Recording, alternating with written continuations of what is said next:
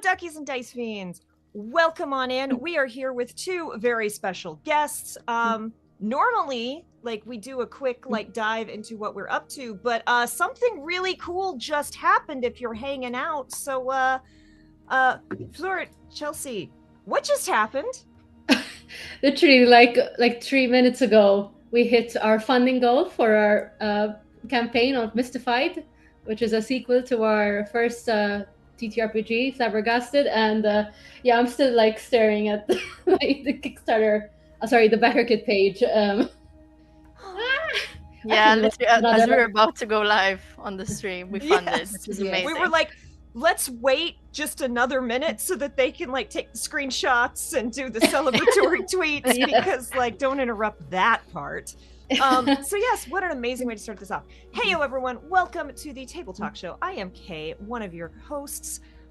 You can find me mostly here. Not a lot that's going on with me right now, or not a lot of things that I can talk about yet. There's a couple things coming up, but as always, find us here for the Tuesday Table Talk Show, and then Thursday and Friday, Dave and I are playing our first playthrough streamed co-op of Baldur's Gate 3, and that's fine. We're in Act 2. It's fine. We've only had, I think, 5 TPKs. It's great. So we will be hitting that again. Thank you to everyone who came and found me at PAX East and hung out at the panels and took goodie bags. It was a wonderful time. It was great meeting you. I have so many goodies. David, who the heck is you and what the heck is we doing here? Hi, I will be playing Helldivers tomorrow with Logar the Ogar. I may or may not fire up a stream here as well, depending on how much energy I have and whether or not Kay will allow me to finally do a hot tub stream. But, hi, I'm David. This is the Chaotic Wholesome Presents Table Talk Show, where every week we talk about TTRPG stuff, how to be a better player, how to be a better GM, how to be a better person, all with a focus on intersectionality and inclusivity so that everybody can have a good time. And our two guests have already made one tabletop that we have played here on this channel. If you all remember, it was June? It was June when Candace ran Flabbergasted, and I played Daisy, who definitely didn't have a fake accent. She was definitely not putting anything on. So a wonderful game that we made I'm still in love with that Art Nouveau, Art Deco overlay that we used again for Body and Soul. Great setting, fit so beautifully. Speaking of, Candace the Magnificent is here in chat, who is our GM for our playthrough of Flabbergasted. But we're going to talk about Flabbergasted, and we have to talk about Mystified, which just funded. Congratulations, you two. So on the back of that, congrats. Tell us, who are you all? And other than obviously making these two awesome TTRPGs, what do you do? Okay, so we're Fleur and my sister Chelsea, and we are two game developers and creators from a really tiny island in the Mediterranean called Malta. And besides having a deep love for tabletop role-playing games, I am myself I have a background in graphic design and illustration, and I think it's evident in the works of Flabbergasted. I love doing design and things like historical ephemera and ads. I love that kind of work, and very big geek who is also really into Baldur's Gate and Helldivers right now. So part of me was I'm happy to chat about those two things. Yeah, we're both playing it nonstop right now. Those are our two games. Amazing. Chel? And yeah, I'm Chelsea. I'm the other half of Wanderer's Tome. So I do writing and marketing and any other hats we have to wear for Wanderer's Tome. My background is very random because I used to be an architect, but an artistic field, I guess, and I left that behind to make tabletop role-playing games, much to my parents' disapproval at the time. But now it's all good. So now they're like, okay, you're doing okay. I am very sad to say, Improv and RPG, we do not have that stream recorded anymore. We had, unfortunately, just a ton of technical issues, which is actually when David started taking over production because my computer. I figured out why eventually. I remember that. Yeah. And we had half of it recorded it and half of it not. And by the time we realized the other half had not recorded and the file had corrupted, it had been purged from Twitch. And I am so sad because it was such a good game. There were so many tech gremlins and all of our guests were so amazing to stick through it. And we raised a lot of money for charity, which, you know, that's really the important thing, but it's still like, I really would have liked to have had that, especially because we had some hilarious donation incentives. So Candace wrote up these incredible donations. So one of them was just jazz hands. You could just make a character do jazz hands for 5 minutes. And then there would be impressions. So it got to the point where my character had to like stand up to these other characters and deliver this whole thing. And right before I launched into my scolding of the NPCs, there was a donation that made me deliver it like a witch. So I'm doing this whole delivery. It was off the wall. It was off the hook. It was hilarious. What archetype did you play? What archetype did you play for that stream? Oh, good gravy. I was I think, is it aristocrat? Is it? Yeah.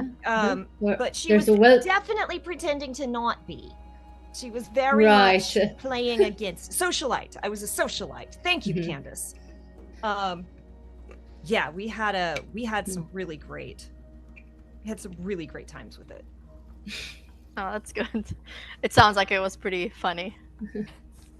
It was a blast, and I'm going to, since I forgot to hit the redeem when we mentioned it, but we Yay! funded success. Da, da, da, da, da, da, Oh yes. So tell us, how did Flabbergasted and then Mystified come to be? Like, what was that process? What made you go, yeah, let's build this thing?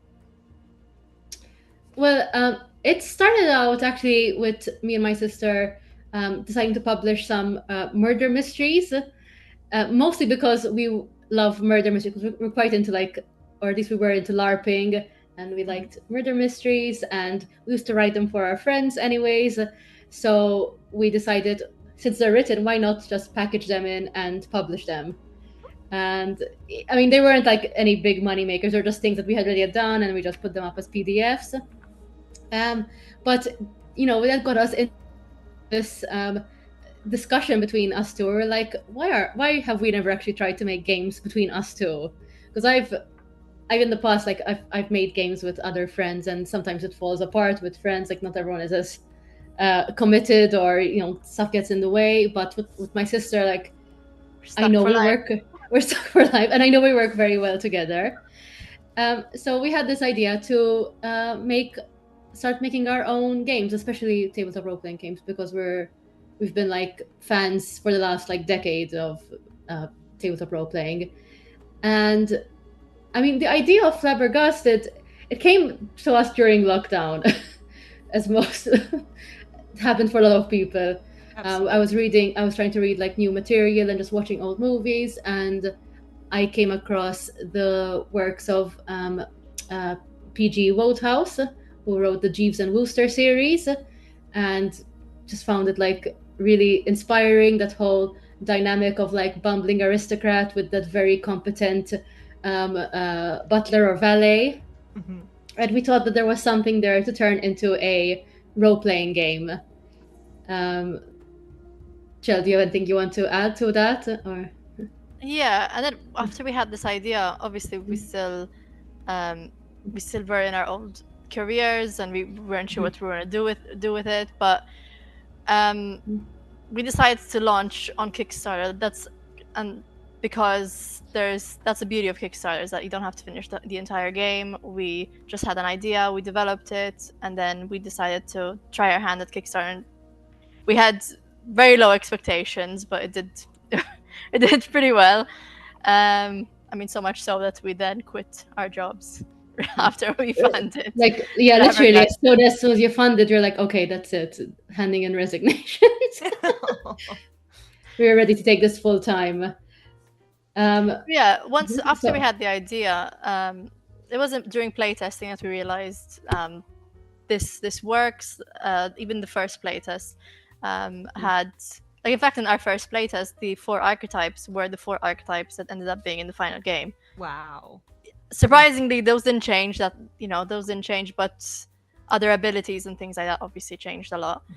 And the other thing is that we couldn't find another game that was similar. We couldn't find a 1920s kind of madcap comedy style game. So that wasn't just, Call of Cthulhu. yeah, 1920s usually tends to go more for like that, or gangs or mobs or things like that, or more historical 1920s, which is not what we wanted to do. We wanted to focus on comedy and improv and the bits of role playing that me and Fleur love, which is basically everything in between combat. Like the silly moments where, I mean, we love Dungeons and Dragons, but we love the moments where we're infiltrating a ball or spending an hour shopping or something like that. And basically, like, our philosophy behind the games is like, how do we condense those moments that we really like in role-playing games and just make that the entire game? Yeah, absolutely. So yeah, we went on Kickstarter. It did well. And after we published and fulfilled our game, we started to get some requests from players, or we noticed people trying to homebrew Flabbergasted to do a murder mystery or something more occult based. Those 2 were the biggest requests. I know we had someone who homebrewed Flabbergasted to be an SCP roleplay. SCP is the one like it's like internet horror Secure, or something. Contain, protect. Yes, that's the one. It's of the Slender Man like contrived urban horror. It's like a fake organization that collects strange anomaly and creatures, and somehow they used Flabbergasted to do this idea that they had. So we knew that's cool. That's very cool. I also come from an art background. For, I think most of chat knows, but for those of you who don't, I began my career as the community manager and lead moderator for DeviantArt for 17 years. DeviantArt is my childhood. I know. I'm so nostalgic right now. The thing I always say after I give that fact is, "You're welcome. I'm sorry I tried." I left before DeviantArt like got bad. Basically, I mean, I missed it. There was always a corner of so I've always been around a lot of artists. I was a working artist briefly before I realized I can either be good enough or good enough, fast enough, or basically good enough or fast enough, right? I could do one of the two to like make it as a working artist, and I can just support artists and highlight art, and I like that side of it more. So that's kind of but the number of artists I've worked with where I'm like, once you create the thing and put it out there, like, yes, it's yours, but it is everyone's now. It is going to change and take on shapes and lives and implications that you were not ready for. So don't try to fight it. Yeah. And it's really cool to see how many adaptations they've already made out of Flabbergasted. Like, I can't imagine the SPC or SCP. I'm dyslexic. SCP. I can't say that. SCP. But yeah, like, that's got to be a trip. No, I mean, it's still always a trip when anyone plays our game, period. When people are enjoying it, it's wild. I mean, even today with Mystified, if you could see us right before the campaign, we were like, no one's gonna buy our game. Who would want to play our game? We were just completely down, and then as soon as we launched, like, oh, okay, people do want to play our game. People like it. In less than 5 hours. Yes. I know. Oh, Candace says me. I want it. Yeah. Thank you, Candace. Candice was really nice. She really supported Flabbergasted a lot and pushed us to submit for the Ennies with Flabbergasted, and then we actually got nominated for the biggest ones. The biggest ones in the Ennies, which was crazy. In fact, when we got that email, day. We called each other. We were practically crying. Like we were like, "I believe this." Oh yeah, when we were both out in the same city in Malta. So then I just called Fleur. I'm like, "Where are you? I'm gonna find you now." I went to her. She was eating out in a restaurant. She came out, and then we just like screamed and cried, and I left. And that's it. It was great. Yeah. Great Candice 5 is minutes. the best of people. So yes, tell us about Mystified. Tell us what is similar to Flabbergasted. What is new and different? What do we get? So Mystified is our first expansion to Flabbergasted. And so like I touched on earlier, we kind of took what people were requesting, and I noticed that a lot of them have mysteries in common. So like occult type of magic mystery stories, and then you have the classic whodunits, like Agatha Christie type of stories, and then we also added more explorer Indiana Jones-esque type stories, and we put those together into Mystified. And so in the expansion we have 3 new archetypes to represent these 3 new mysteries. You have the sleuth, the explorer, and the occultist. And we also have 3 new locations, again representing different kinds of mysteries. And the new mechanic in the whole book is that we added a mystery sheet to the game. So you can add mysteries using this mystery sheet to your existing Flabbergasted campaigns already. So it's really just an addition to your games. Or you can do a standalone mystery, like a whole campaign that's a mystery. It's up to you. But we've done one-shots as mysteries, and they work well as a one-shot, so you can easily slot it into your existing campaigns. And the mystery sheet helps the director, who is the GM, to have a structure to their mysteries.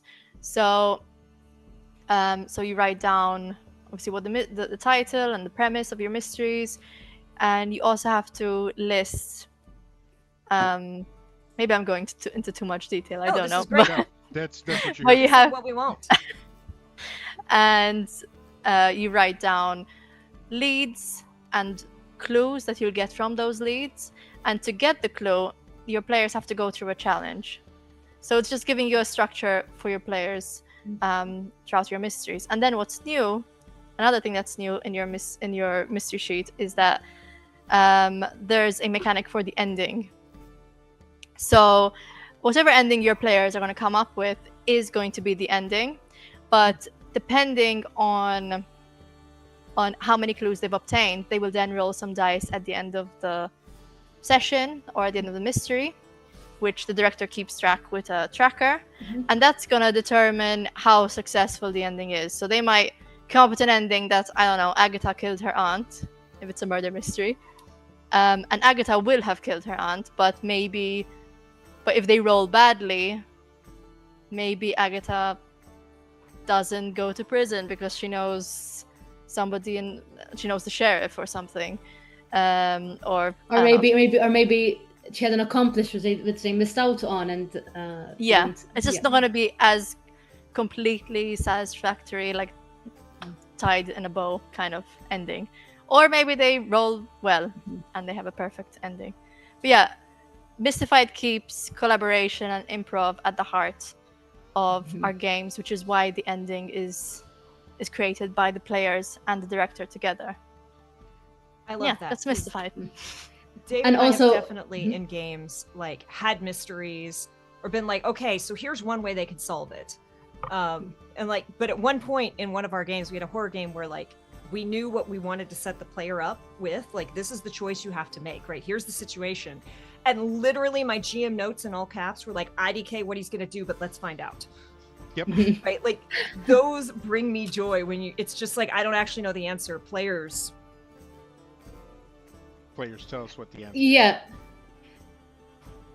And also, like, I think it's just going to be more satisfying for players if they really felt like they came up, they have solved it, because sometimes I have played through mysteries where you get all the clues and you can't put it together, and then it just feels contrived or not satisfying, and it doesn't go exactly how the GM has planned. I like this flexibility, and it does play into like the philosophy we had with Flabbergasted, which it's not a game that's about like winning or losing. It's about just telling the story and keep it moving forward, even with a lot of missteps along the way. And I think that what we have for Mystified kind of upholds that idea that we had. Yeah, and also, sorry.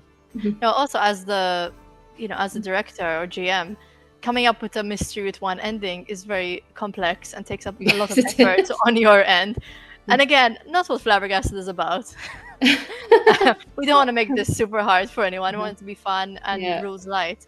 I mean, we've written murder mysteries for like we said for LARP, and it is difficult to come up with a one ending and make yeah. sure they can actually come to that ending and figure it out. There's so many, like, you have to put down so many breadcrumbs because you never actually know what the players are going to pick up, what they're going to get from it, and then like if you make the mistake of putting in a red herring, David, then players might just decide I'm bored. Let's try and convince the party to go chase the red herring. Who would do something like that? I don't know. And I'm reminded of like The Good Place, where small spoiler if you haven't seen Good Place, but they figure out the thing at the twist at the end of season 1, and then Michael goes, "Oh man, you did a good job finding the like 36 clues out of the 9,209 clues that I left for you to find." And it's like, it building out a game where all the roads lead in a direction. You really have to do that, where you put like lots of stuff that players can interact with, so they can go, "Aha, I figured it out." And it's like, yes, I'm glad you got the clue after you passed up the past 20 clues that I left you. Right. That, or you get a Zakoyama who just throws out the answer. Like, you get a Zakoyama or you get an Allie Beardsley, where Zach will just be like, "Do you think that has to do with this seemingly completely unrelated thing?" And the GM's like, "Well, I don't make people roll when they straight up guess it." Or you get the Allie Beardsley who's like, "I'm gonna roll, like I'm gonna do like this insight check here. I'm gonna roll wisdom to try to figure out what's happening here. Nat 20. The GM's like, "Well," like, because I do feel I agree. There's absolutely like yes, we have a guild. There's absolutely that. There's like two things where it's either like I've got a couple clues and I can't figure out how to put them together, and it's not very satisfying because I, as a player, am like, I don't know how.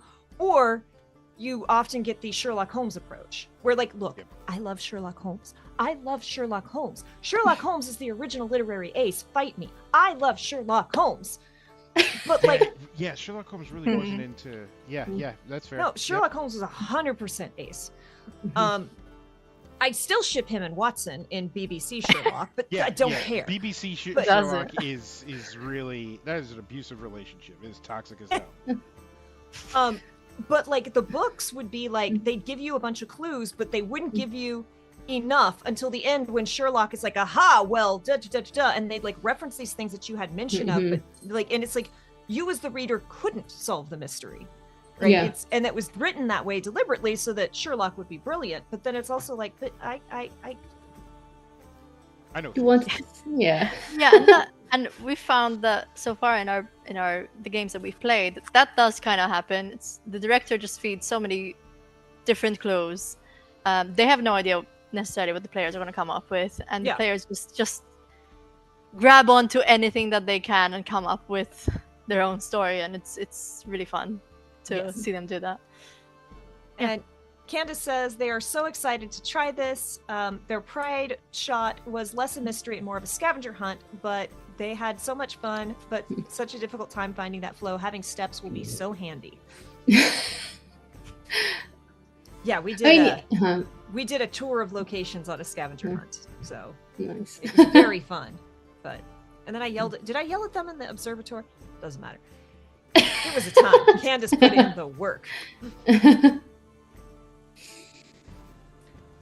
So Fleur, do you do all the art for Flabbergasted, or do you also work with the team? No, we commission artists to help out with it. I do the layout and graphic design for it, for the book layout, and I have done some of the illustrations. Like I drew all of like the pet portraits in the book. Very important. Very important, yes, Very yes, important. and the fashion guides, which I love doing so much because I love 1920s fashion. But otherwise, we work with a number of illustrators. A lot of them are like good friends because through my years of working as an illustrator and going to conventions, I've met a lot of friends, and so we have.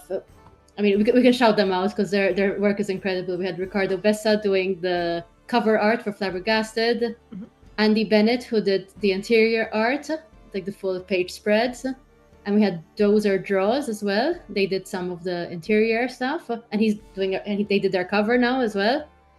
And Daniela Attard, who like did some of the extra stuff like the map and The book some of plate. the book plate, Yeah, yeah, book things plate. like that.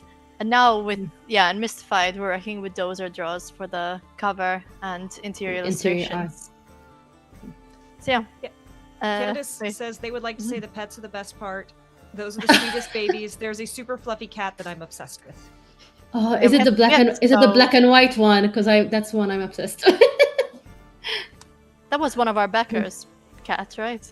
Yes, Black yes, and because white one, yeah. most of the pet portraits are backers' pets because we had the option that you can get yourself in the game, and then once that's sold out really quickly, and then once that happened, I'm like, we have to come up with something else, but we couldn't commission more art, so I'm like, I could draw some pets, and so we added 10 more pets, and they also like got snapped up.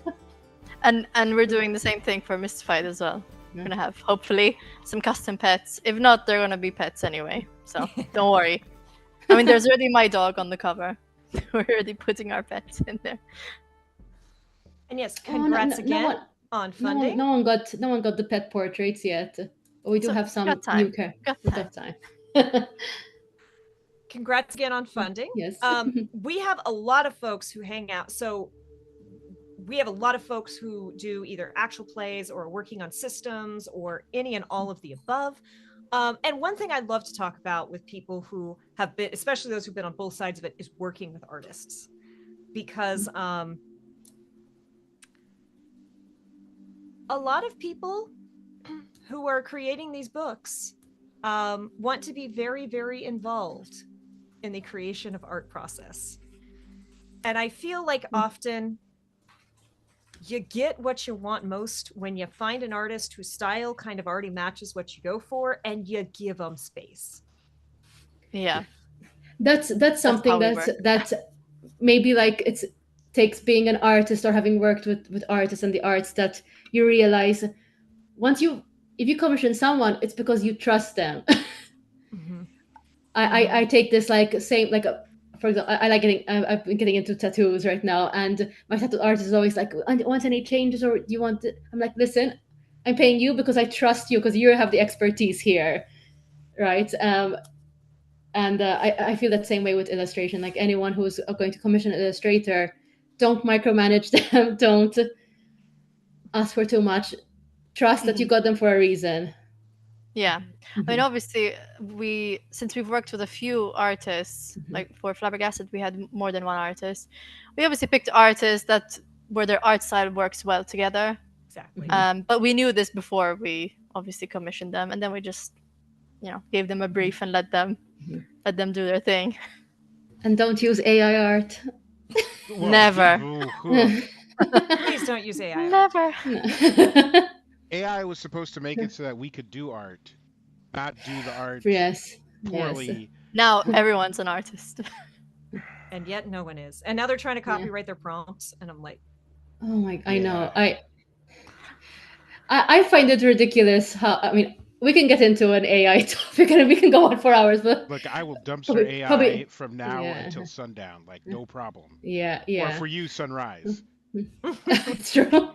But yeah, like I don't understand those people who think that just putting in prompts suddenly makes them an artist. Because like actually just recently, like yesterday, I was playing around with an AI music generator, AI generating this fun was just for the memes. You just want to make silly pictures to share between friends, you know? And that's what I did with this music. But there's no way I'm going to call myself a No. musician or a composer because I Yeah. typed in some keywords.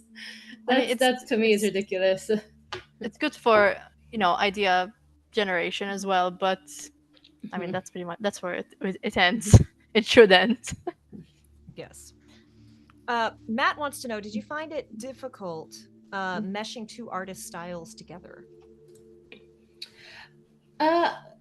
No, because so originally we had one artist, Andy, and then he couldn't finish off the work, so we had to get a second one.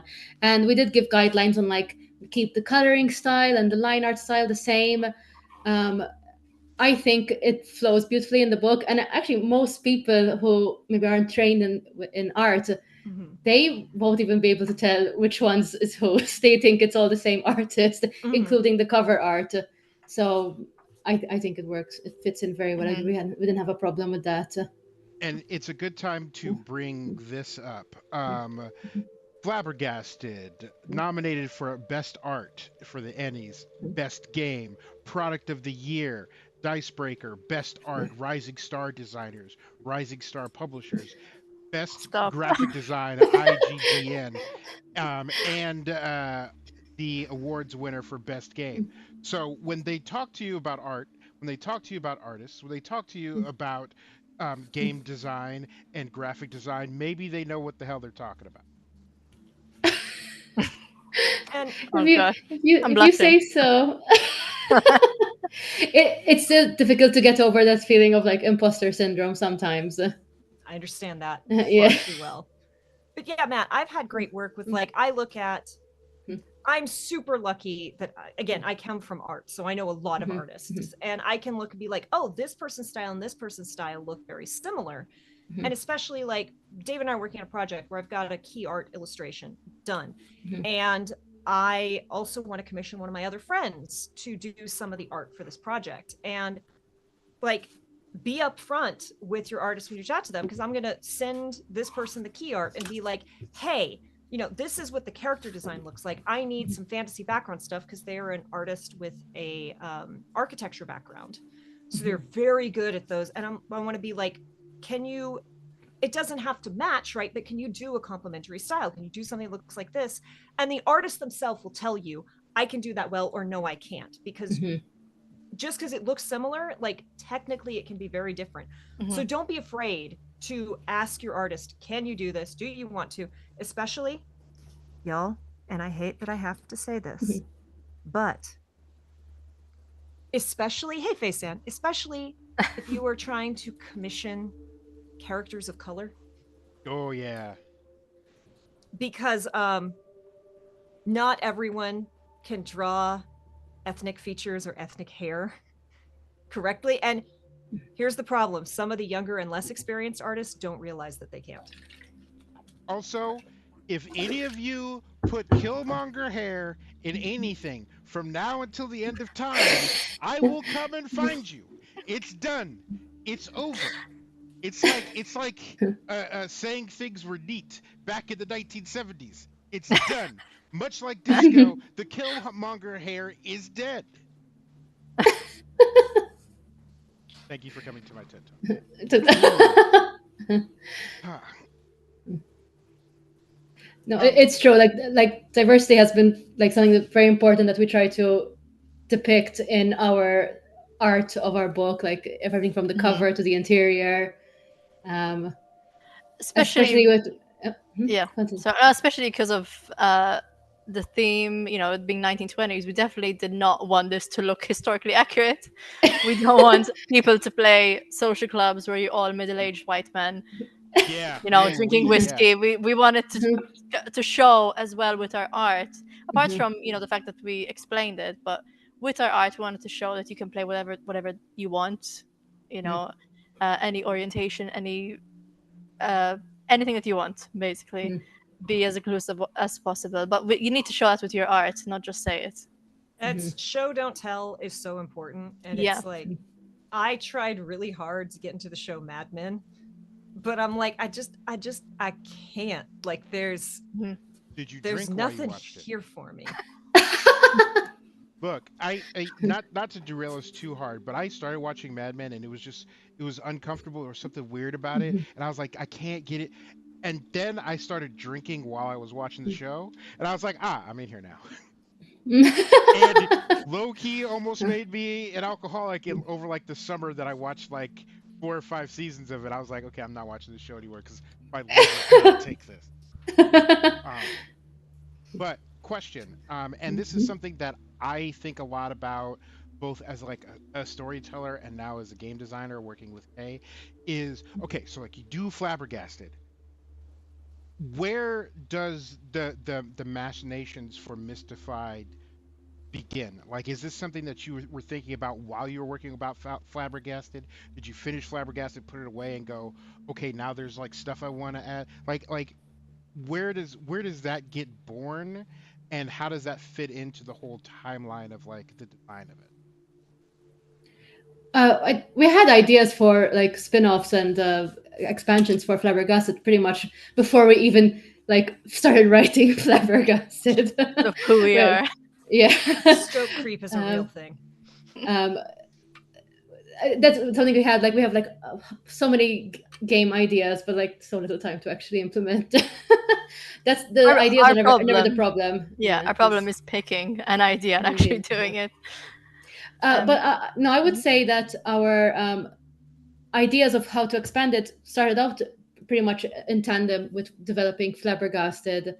But what pushed us to actually go ahead and actually publish it was actually getting nominated for a lot of awards for Flabbergasted, because we're like, now's the time to like capitalize on that. I mean, people are playing it now, you know. Yeah. Because we had ideas like, oh, maybe we should release some games in between, but we had some delays in our development as well. So we're like, okay, no, let's just do Flabbergasted. It's still being talked about right now. Right. And we also wanted to wait a while after we launched Flabbergasted, because even though we knew it, the Kickstarter had done well, we wanted to wait till people are actually playing it and enjoying it. To see, because obviously we expect with an expansion certain returning customers, so we wanted to make sure that they like the game. And when we got nominated for certain awards, that's when it really pushed us to do this seriously. But with Mystified, like we actually had this idea to combine a bunch of ideas that we had together, because we had bits of pieces of expansions we wanted to do. So like adding magic was one element. I was really into like that whole Pulp Fiction adventure-y style, like Indiana Jones style. I also really like a bit of that Cthulhu setting, even though we're not a Cthulhu game, because as soon as they hear 1920s, people ask, is it Cthulhu? Or but I still wanted a bit of elements of it, and we had a way to tie in like all of these ideas we had. I don't want to get anyone's hope up, but I still like one of our first ideas for an expansion was to do an Around the World in 80 Days expansion, but we're trying to figure out how to make it work. But it is something that I think would work really well for Flabbergasted. That was one of our original inspirations for Flabbergasted. I could see it. Let's get my hopes up. Yes. And actually, I don't know if Matt is still in the chat, but I know he was running an Around the World in 80 Days campaign of Flabbergasted. Oh yeah, Matt played a lot of the ideas in Mystified before they were in Mystified. Like he had a murder mystery one on a train as well. He had a campaign like that. Amazing. We do love a murder on a train. So thank you, Matt, for giving us lots of ideas. Tell us about the 3 new archetypes. Like, tell us about like occultist. What we gonna get up to as an occultist? What's in that playbook? So the occultist, the occultist is the most unique scene queue because it has its own. Sorry, not scene queue. It's the most unique archetype that we've made and Mystified. Because apart from the usual, which is that they all have 15 unique scene queues, which are the narrative abilities for our game. So they're they're abilities that influence a specific scene, and they're really the heart of Flabbergasted. But apart from that, the occultist is the only archetype that has something called. So far, we're calling it rolling for influence, but it might change.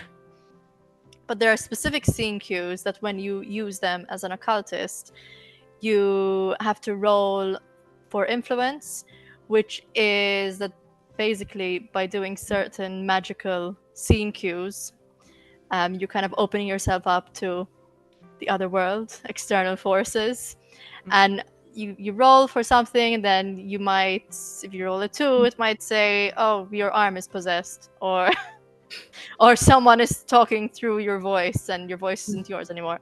I know there are a bunch of different effects like that. So that's what's unique about magic and the occultist. But otherwise, there's a mixture of scene cues. So there are a few, like, for example, with the occultist, a few specific scene cues that are more magical, but there are also ones that are more narrative that fit with everyone else. So if you play an occultist in a regular Flabbergasted scenario, most of the scene cues are still going to be very easily applicable because they're more narrative and not just, I don't know, doing some hocus pocus. I wish I could remember any scene cue right now, but I can't. I did put like you on the spot. They've all gone yeah, up. it happens. I know that so well. No, I'm not gonna lie. Now I want to play an occultist in a regular Flabbergasted game who is like just like a tarot card reader or like a fortune teller, like pretending to be a sham, but actually does occasionally get possessed. Yeah. Yes. Like that's Yeah, that's something that's, I think they all fit, even these new archetypes, they all fit in well with Flabbergasted main game as well. They just add more silliness to it. Candace, please make this happen. Oh yeah, I mean, it'd be hilarious to have a sleuth who's always trying to find a case in everything. You know, no matter what, or mysteries just keep coming towards her. She's just a magnet for these things. You can fit them in to every Sherlock campaign. Holmes, if you take away his cocaine. I mean, you don't have to take it away. You could still play. Sherlock Holmes without any cases. He'll still find one. But he'll still find. And tell us a little bit about the sleuth as well. What's I know I'm putting you on the spot, which you could take time and open up files if you need, like, tell us. I can do that on the side. Sure, you go. I'll open them on the side. Oh, with the sleuth. Well, they're an archetype that has a lot more prompts and scene cues that allow you to like work with the GM to theorize and come up with like connect the dots of clues and scenarios. Chelsea's the one who wrote most of these scene cues when we were developing, so I know, which is embarrassing why they've all I'm blanking on every. Oh, I'm sorry. I'm looking at the cat now. I am now a pillow. But there's also like the sleuth. Like, we're keeping it vague with the term like sleuth, because you could either be like a professional detective, right, or you could just be an old lady who is a nosy neighbor, yes, and just has all the tea on everyone. And the scene cues you can choose them to reflect that type of character as well. So where do you get your information from? Like, can you pull out your badge and control the situation by,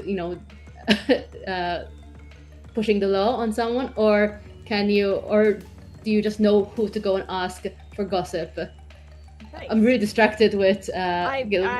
I'm so sorry. So he has decided to make his presence known. I had to go into the office today. So it was very rude. I left him all alone, and all alone with Jared. Yes. And so one thing I'm noticing with the archetypes, there's a lot of room for synergy, like between like the bohemian and the occultist, or like the well-to-do with the explorer. Like, did you have that in mind as you were expanding these groups of like the there's a word that I cannot come up with, but like the synergy between the current protagonists and the new ones that are being released. Well, I'll be honest. I think when we first wrote the original 4 archetypes, they were a little bit more broad and all-encompassing. So some of the original archetypes will have like some similarities with the new ones, because they were, for example, the well-to-do is so broad, and a lot of the scene cues cover a wide range of like professions that they could fall under. So some could still touch upon the law, or being an explorer, or being a researcher, and a lot of those can fit into like, I'm going to give my person a bit of an interest in occult, or whatever, adventuring. Not sure how to answer the question. No, they were. I'm losing my train of thought. No, I'll continue. I'll find it.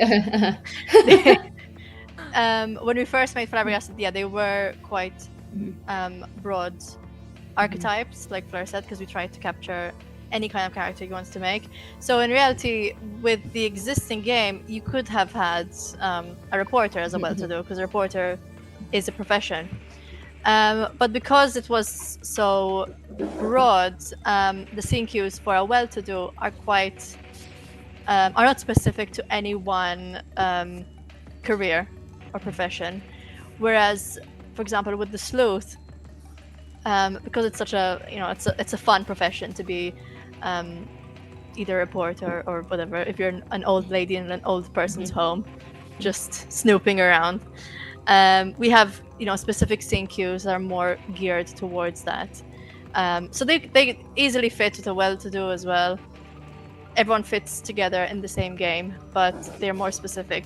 Like, I have the scene cues open. For example, let's see, for the sleuth, she has I don't know, I gendered her. They have a scene cue like, fill in the gaps, you see connections where others do not. That's something that a amateur sleuth would do. Or the usual suspects, you have a network of shady characters from past cases. They're willing to help you out when you need it. Then there's some very specific ones. Currently there's one called Dead Men Don't Talk, where you investigate a corpse. No matter how old this thing is, you learn something from it. Again, it could fit into not a mystery, maybe. I don't know when it would come up, but you never know. There's definitely something fun with the idea of like this wealthy to-do person who has like hired this pack of like explorers and sleuths to like, oh, we're going on an adventure. We're going to go find this ancient legend thing. Like, that seems like a very fun, like, everyone is highly capable except for the person who has like funded the project. Yes. That sounds like I've got the British.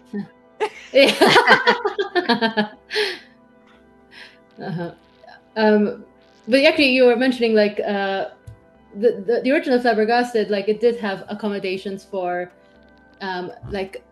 we encourage people to play, for example, like an adventuring club or a detective club as well. Mystified really is just like expanding on that to give them a lot more meat to it. Yeah, something that people have asked for was more pre-written campaigns, like full-length campaigns. So in this one, with our 3 locations, which cover our 3 flavors of mystery, we're gonna have a full campaign in each one. And hopefully, if we do well with stretch goals, we can even do more, which would be great. Well, so yeah, lots already funded. That right. Seems like it could happen. Maybe. Yeah. And I just refreshed to see how we're doing. A lot of people in our chat and who watch our content want to run games themselves, and Kay and I have built a lot of original stuff. Like, I'd say most of what we've run on this channel is all original. Do not shy away from not just new systems, but also new pre-made adventures. Like there's a reason that so many people have fond memories of Curse of Strahd. Like one, the it's often more tightly a better experience than a custom thing that you come up with on your own because they've been tested. Like look in the credits of Flabbergasted. You know, look at like all the videos on it. Like there are people who've run this system and really like gotten down to the nuts and bolts rather than, I don't know, waking up an hour before the game starts and trying to figure out where it goes. Not that I've ever done that before. But also, as a GM, as someone running games, it saves you so much work. Like laying the groundwork and coming up with like all of the cues and all of the hints that point in a direction and building out all these NPCs. Like everybody knows that I'm terrible at coming up with like names for people. And so just having a like pre-generated NPCs that have names and personalities saves me tens of hours of work. Now, most of those hours are just coming up with the names. The rest is pretty easy. But, but like, remember as a GM, you're supposed to be having fun too. And if it's too much work, you're not going to be having fun. You're going to be resentful. So pick up something that is, pick up like a fully fleshed out campaign that's done already and run that and have a great time with it. And while, like I said, while most of what we've done is stuff that we've made originally, we've also run modules. Like we did the one with the tower. Ponies. Ponies was great. Everybody loves ponies. Candace ran Flabbergasted here. Like, there's that stuff is great, and it's so made by brilliant people, and it's play tested, and it saves you a lot of work. So like, go. Well, for one, go buy the backer kit. You have to go buy it before you run out. Like before somebody else gets your copy. Exactly. But also it'll save you a lot of work, and it makes it much more like, hey, are you guys free this Saturday night? I'm gonna run a thing, rather than I've been building this campaign for 6 months. If you miss a session, I will find you, and I will set your house on fire. Like, and especially if you're new to the system, right? If you don't know the system very well, run a module. Now, also like research, because poor Richard was running a Pathfinder 2e module that was one of the earliest Pathfinder 2es they put out, and it was like brutal. It was his players were like, we're not having fun. And so he had to like go and research, right? So like double check, but yeah, like it can make it a lot easier. And I think that's what we wanted to accomplish as well with Mystified this time around, because we did have some pre-made stuff with Flabbergasted. We had like an open sandbox with lots of NPCs, like you had, all with brilliant names that we pre-selected. But with Mystified, we definitely want to go even further and have a lot more finished campaigns that someone could just pick up and plop into their game and start running straight away. Yeah. I mean, because there's GMs for both types, right? There are the ones who really like planning everything well in advance. As a GM, I'm a bit of both. I like to, sometimes I will use modules, but I'll add my own stuff to it. And I like to come up with things on the fly. My typical technique is I start running like, and an hour in, I'm like, okay, guys, bathroom break. And that's when I go to the bathroom to just think and plan what the next thing is gonna be. So many bathroom breaks as a GM. Yes. Candace says, I hope y'all submit to the Annies again and keep that Yeah, good exposure going. You Yes. could be considered for best supplement and best adventure. Ooh. No, we definitely want to. And oh yeah, we'll submit. Yeah. I am also the person, if I run a module, I have to read the entire module through like a time or two, which is sometimes a problem with like, now I haven't run Curse of Strahd, but like with Curse of Strahd, that is some intense reading. Yeah, and it's got some there's a lot of lore and there's a lot of stuff.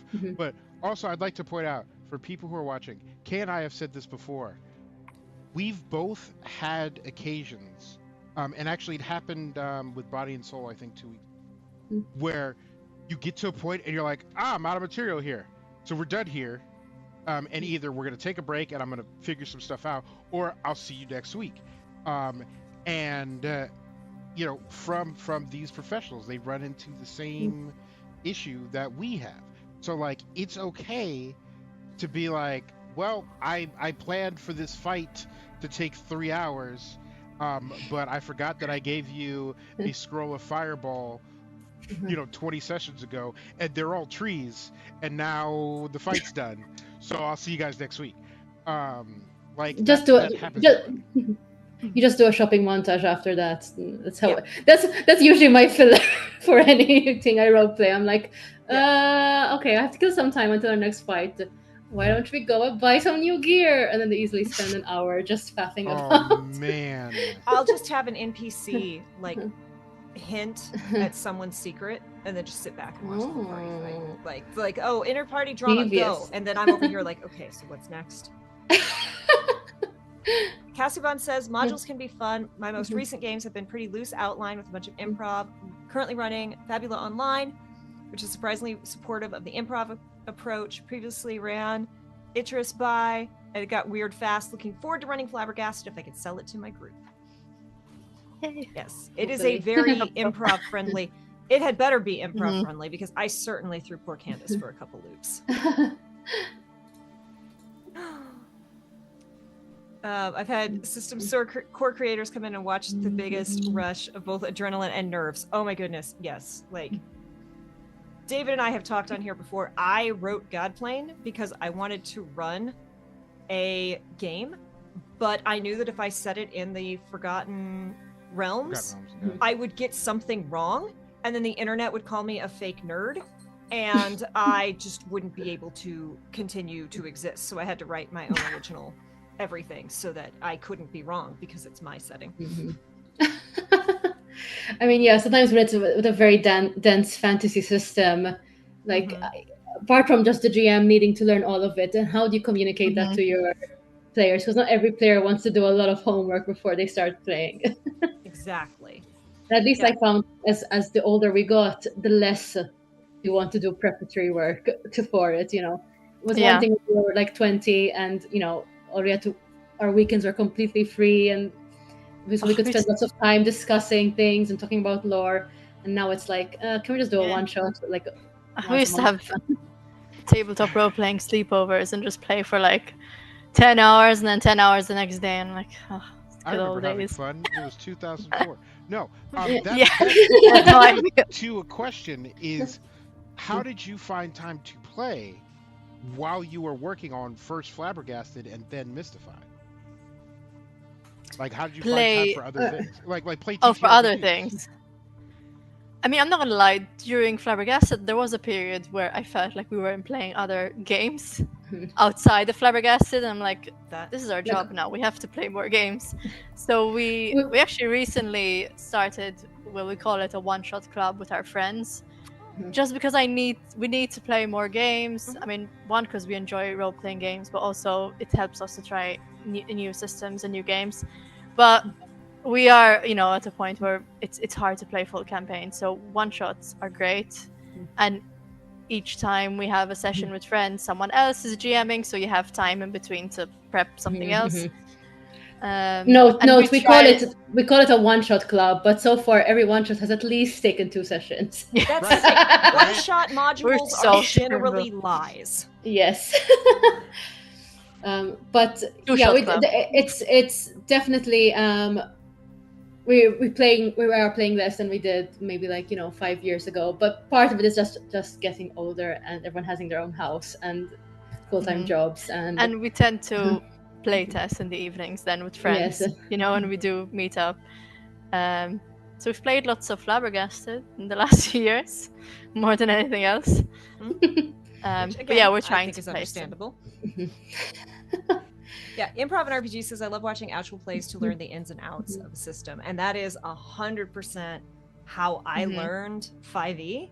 I was like, I'm just gonna watch these people play, and David was there, my first 5e GM.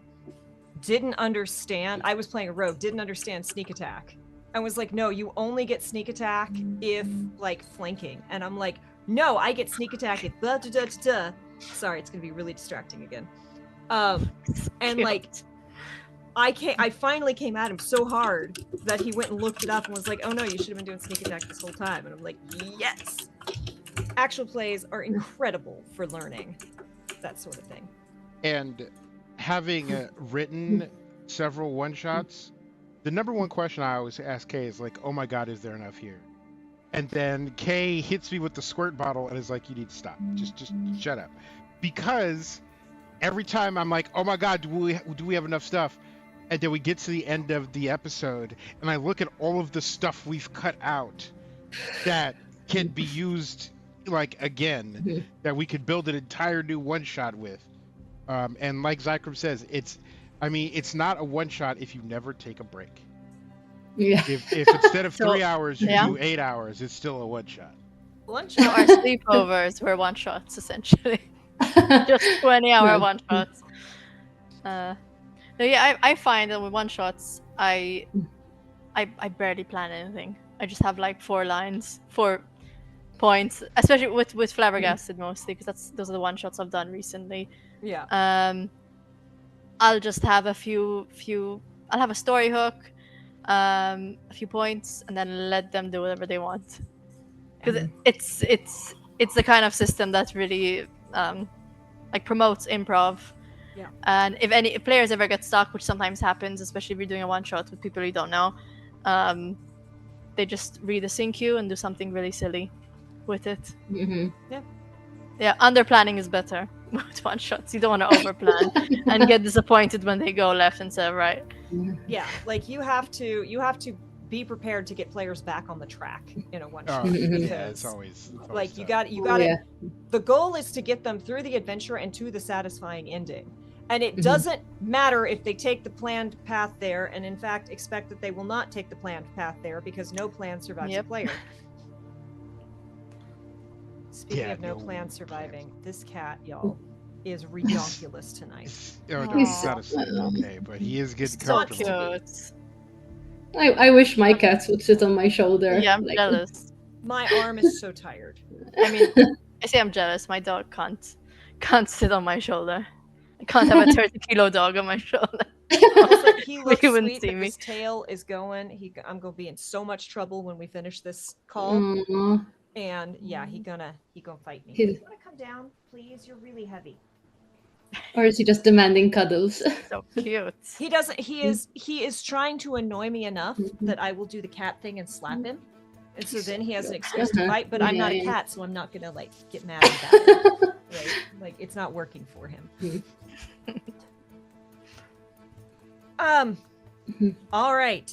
We didn't. I think the only one we haven't really dug into, and I'm sorry to keep pulling back, but I want to hear about. We didn't do the Explorer. Ah, yes. The Indiana Jones style. Yes. Fun story. I grew up. I was in the era where all the girls really liked. Oh yeah. Harrison Ford, Indiana Jones, Han Solo. And I was never like, and I was like, I wonder why that is. And then I grew up and realized my dad looks exactly like Harrison Ford.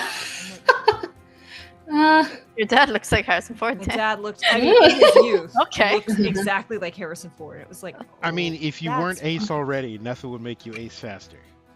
right? Yeah. Everyone is crushing on your dad. That's. I was just like, I don't get it. Like, and then it's like, oh, I don't have daddy issues. That's why I don't get it. Yeah, it would be way more concerning if you were like that Harrison Ford fella. Yeah. Well, my dad looks nothing like Indiana Jones, and I can say that Harrison Ford in Indiana Jones is so beautiful. He's such a stunning man. He's perfect as in Indiana Jones. I prefer him as Indy to Han Solo. I think he's better style, has better hair as Indy. Yeah, so the Explorer. Yeah, so Harrison Ford in Indiana Jones. Yeah, so as an explorer, you obviously think of something like Indiana Jones. You're going to be creating excitement and going, for some treasures or artifacts or things like that, exploring ancient sites, getting your hands dirty at a dig site, things like that. And these are the kind of mysteries you're going to have. Think of things like Indiana Jones, or I can't think. Uncharted. Uncharted. Tomb Those Raider. kind of mysteries. Tomb Raider, yes. So when you have an explorer, you pick. So basically, you like can expanding our definition of mysteries a bit. Like, not every mystery is just about like solving a murder. It could be like, there's a something you need to retrieve from a far off flung location, and there's baddies run your trail, and that's still like there's a mystery in an ancient site, and then the challenges and the leads that you have might be more obstacles to get there, or things like that, or you have to talk to certain people to get certain information, things like that. And yeah, when you have an explorer, you pick an employer. Every explorer has an employer, like, I don't know, some sort of museum of archaeology might be your employer, or an institute, things like that. And you pick the British museum has told you to go steal something. Got it. Exactly. Or maybe you now have to steal something back from the British Museum. Hey, that's what I'm here for. That's a good campaign over there.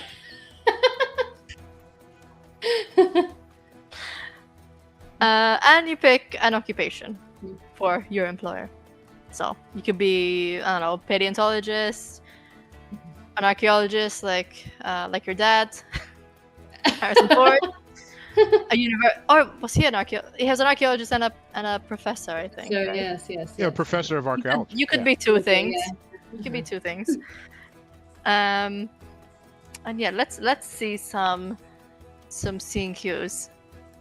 So, for example, we have speaking of, because we have a cat in the stream, there's the scene cue Animal Whisper, which is that while out in the wild, you learned how to attune and communicate with all manners of creatures. Animals are less likely to be aggressive with you and trust you implicitly.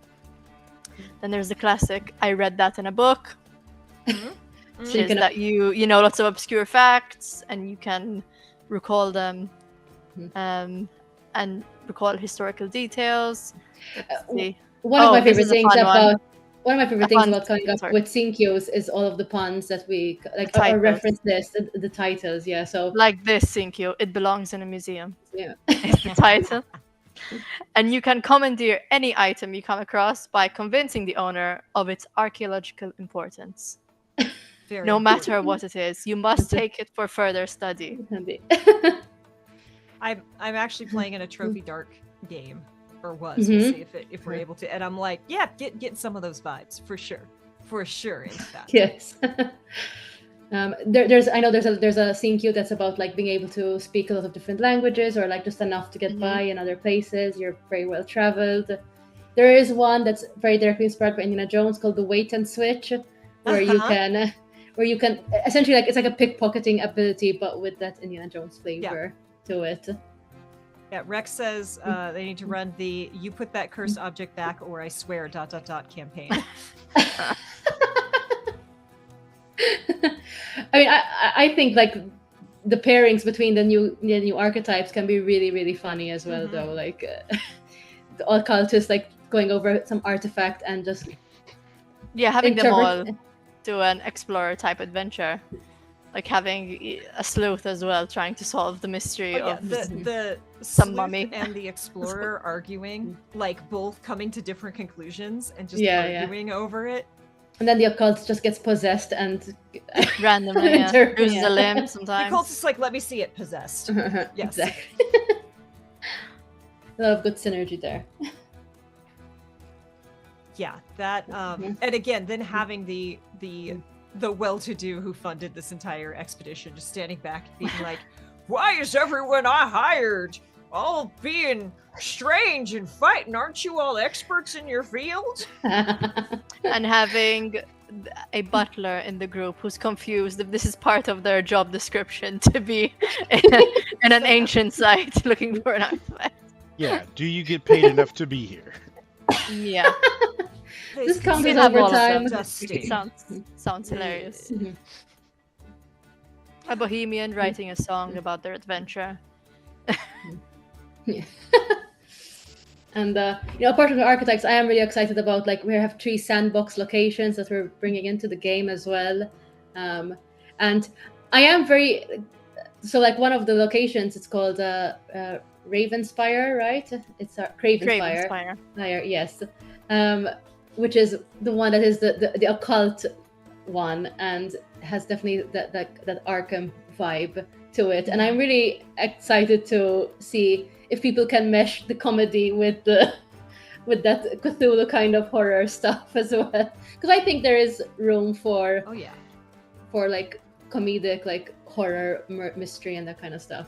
I'm gonna run a Scooby-Doo game. That's perfect. That would fit. When we ran Godplane, because Godplane is a 5e horror campaign, and we had to tell people, we're like, hey, so don't use humor to break the scene at the start of the scene. And we had to, after the first couple, we realized we had to word it correctly, because we were like, hey, this isn't the That's What She Said campaign, right? Don't just come in and start breaking the humor. And then people were like, oh, we can't be funny. And it's like, no. We want you to be funny after the thing has happened, right? If if a mind flayer comes in, don't go Zoidberg, right? Because that's going to kill the moment of that. But after you've survived the horror thing, then say something funny, and it's even funnier, because now the tension needs to be broken. So no, there's a lot of space for humor. In fact, one of the runnings of Godplane, they stepped into it's a dream realm, and they stepped into the body of Dritz Do'Urn and a couple of the companions, and came out of that talking about boy love fan fiction. And so in the middle of a horror campaign, they're pulling out handwritten scrolls of the fan fiction, and I'm just like, I love this. This is why I play TTRPGs, actually. I mean, there are definitely those players who love the drama, and they really want to have serious campaigns and go into their method acting or whatever. But at least in my experience, I find most people, they want to go with the lighthearted approach to it as well. Well, even in real life, we laugh about things when they're terrible, right? No one. That's what we had to go back when we were talking about horror. It's like, we don't want you to be serious all the time. Yeah. Because no one can maintain that level of emotion for 3 hours, for 4 hours, for however long this is. You need the ups and downs. And again, okay, I'm a big fan of the Labyrinth. Yes. Big fan. I desperately want to run a Labyrinth campaign, but you have to find the right players, because the Labyrinth runs like a horror movie. Yeah. You have to have the horror movie build up, and then the thing isn't that bad. It's like a funny thing where it still might be suspenseful. There was the funny battle, and even though it was a tense battle, it was still funny. But it's like, if you're doing slapstick from the very start, it doesn't feel like Labyrinth. I think it's such a specific mode as well with Labyrinth. It's like, because it's like ridiculous situations, but gotta take them seriously as well. And yeah, I feel like that's what a lot of Mystified, especially that setting, is going to be, of oh no, something really bad's going to happen. Oh no, it's not that bad. Okay, ha ha ha. And now I'm possessed. Yeah, hopefully there's a good balance between silly and suspense. It's the idea. I'm glad you brought up locations, because I am very curious about the locations. And you talked about Cravenspire, but what about Pembroke and Porto Verde? So Pembroke is supposed to be that that very idyllic kind of town where everyone knows each other, not much of note happens, except for that strange string of murders that's going on and no one can explain. And that's the setting where we want people to really explore that kind of cozy mystery genre, which I'm quite a big fan of. I'm really getting into this cozy mystery kind of stuff. Especially, I'm a really big fan of the book series, Thursday Murder Club series. I'm not sure if you're familiar with them. It's Yeah, I about love a group of like basically like octogenarians who are in an old people's home and they are solving crimes and murders Awesome. around their. It's One thing It's a really funny series. that Mhm. Kay got me into what's it called, the TV shows where they talk about the true crime. Kay got me into true crime there's a whole story there. But one thing true crime has taught me is everybody's going, oh man, things were so safe in the 50s and 60s and 70s and no one had their doors locked and everything was bodies were dropping. Bodies were dropping everywhere, in small towns, in big cities. People were up to no good. And so, like, the idea of like an idyllic small town where nothing happens except all the people who get murdered is 100% historically accurate. Yes, and I think especially like that setting has the biggest potential for that mix of like of ironic comedy, kind of like oh, our neighbor has just dropped dead, but doesn't their garden look amazing though? I know I don't sound it, but I grew up in small town Texas, and we drove through a lot of small town, and there were towns where you're like, don't stop there, even for gas. Yes. It looks small, it looks quaint and cute, and if you stop, you will learn it's not. So please don't. There are true crime documentaries about places near where Kay grew up. Yeah. Oh wow. Yeah. No, I wanna look them up. I love a good true crime. Pembroke is also inspired a lot by Hot Fuzz, the movie. Oh yeah. That's exactly like the vibe we're going for, that sweet town, but something really perfect. sinister is happening, and a lot of silliness, but also some violence and but yeah, I've actually been having a lot of fun writing Pembroke because like every location is a kind of a sinister pun behind it. Like there's the flower shop called Pushing Daisies. There's there's the pub. Also, that's the name of a good show. If anyone hasn't seen it. The Hack Me Down pub was one of the. So yeah, that's Pembroke, and then the other location that we have is Porto Verde, which partially inspired a little bit by our own country and culture. We're from a Mediterranean island, and we wanted to kind of reflect that with this kind of like seemingly idyllic or paradise kind of island, but it's only like the port towns that are populated, and then deep inside it there's a lot of mysteries going on there, and that's why we want to have like these very classic jungle adventures and discoveries going on there. Well, we are nearing the end of our time together. We're not quite there yet. Chat, if you have any final questions, other than showing, like, we appreciate the love for Hot Fuzz and Pushing Daisies. We really do. But if you have any questions for our incredible guests, congratulations again on funding. You can still get your copies through backer kits. You can still get your pet portraits through You can still help get the stretch goals. Yes. We are very close to our first stretch goal, where we get to upgrade the book with gold ribbon and gold foil on the front. Which we did for Flabbergasted, and there looks very nice. And yeah, Chief Inspector, you get your pet's likeness included as a custom illustration. It is a good value. Your pets will be immortalized. Oh, Rex, thank you so much. Yeah, we had a lot of fun playing Flabbergasted, and I famously am like hot and cold on Rules Light. It took me a long time to figure out. I don't dislike Rules Light. I'm just not a big fan of Powered by the Apocalypse specifically. Once I figured that out, I'm like, okay, there's other Rules Lights that I can try out, and Flabbergasted hit my buttons real happy.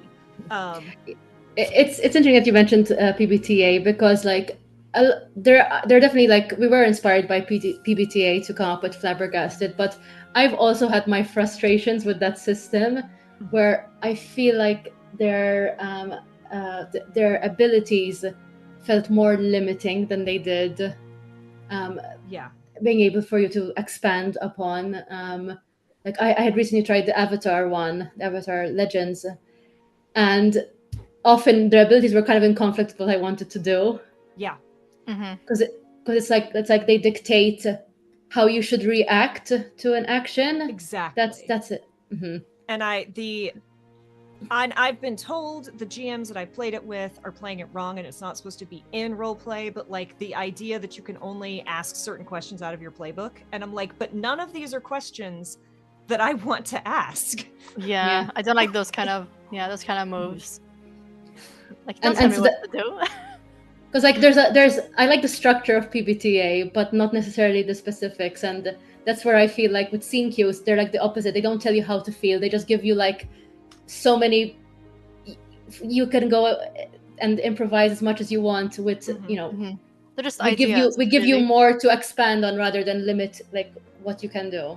Yeah, because I am one of those people who I've already got like a billion characters up here, and I am delighted to take my character and adapt it to whatever system we're playing in. That's not a problem. I get cranky then when you tell me like this is how you play your character. I'm like, no, it's my character. You don't get to tell me how I play my character. That's my job. I'm in the system so I can play my character. It's why I've never, as much as I like D&D, I've never played with alignment systems. I don't want it to dictate. Again, we are chaotic wholesome, which is a play on alignment. Yes. I don't know anyone in the past like 5 years who hasn't gone like alignment is a suggestion or a guideline. Exactly. Don't spend too much on that. Yeah, I'm not worried about your alignment unless you're a paladin and I feel like a dick. Like if I want to be like, oh man, I'm just gonna bully the shit out of you for the next like 12 sessions as your god, then listen, your alignment's gonna be very important. Otherwise, I don't really care. Yeah, and I've always been a big believer that your actions dictate your alignment. You don't tell me your alignment. Your actions tell me your alignment. So, you can say that you're chaotic good all you want. You just lit the orphanage on fire. And as the GM, I can tell you that wasn't an orphanage full of evil children. Yes. And you also want to give space for your characters to change as well, or to realize I had an idea for my character and I don't like it. Yeah. I'm going to change as I go along now as well. My Starfinder character. Now, I also always have kind of approached, like, Dave and I have had this talk. I don't know if we had it on the show, but like, I've always looked at if you look at good and evil, I look at it less as good and evil and more as altruistic and selfish. Self-serving, yeah. Self-serving or... And like, that's kind of how my Starfinder character is chaotic neutral, but like at the start of the campaign, we're very much closer to the selfish end. And while they're still in chaotic neutral, they've like moved across that graph. And it's nice to feel that change. Like alignment is useful in that way. But also it would have sucked had I sat there and gone, well, this character is intended to be more on the evil side of chaotic neutral, so I'm going to do the dickbag thing. When actually it's more interesting for them to put themselves at risk and do the good thing that might cost them their reputation. And to the men who play characters and just really ruin everyone, because, and I say men because I've never seen a woman do this. I've never seen like a non-binary, but to the men who do this, where they're like, well, it's what my character would do, and you ruin everyone's time, stop it. Just stop it. Like go into the bathroom, look in the mirror, and like spit at your image. Just stop it. Yeah. It's almost like a power play. They're like, because my character is this kind of thing, I can do it whenever I want. And honestly, I had, because we were running some like I know what you're thinking. We're running Flabbergasted for some local game nights, and I had a player who, oh my God, nightmare player, and I'm too passive to do anything about it. Like, I hate confrontation, but I wish I at that moment went to talk to someone to get him kicked out, because he played a character who was an alcoholic, right? And you can play an alcoholic character in a fun way, right? Just someone who's a little bit silly. But he was like ominous. I don't want to talk like urinating on other characters because he's a drunk, and I'm like, this is not how. This is not fun for anyone. Not Please. flabbergasted. Yeah. I've known many alcoholics. None of them have peed on anyone. No. Not one. Some of my Like- favorite people are alcoholics. They know how to Rough. behave themselves. really just Yeah. Or the Ruining again, it we for we play a people. lot of 5e or Pathfinder Yeah. or systems that have like other races, and it's like the players who are like, well, I'm not racist, but my character hates elves, so they're gonna say this thing, and it's like, no, we don't need that. That's not Yeah, that it's like isn't Mhm. fun or good. It's for it's not. anyone. Certain characters just Hey, Ty. aren't fun. Period. For anyone. Exactly.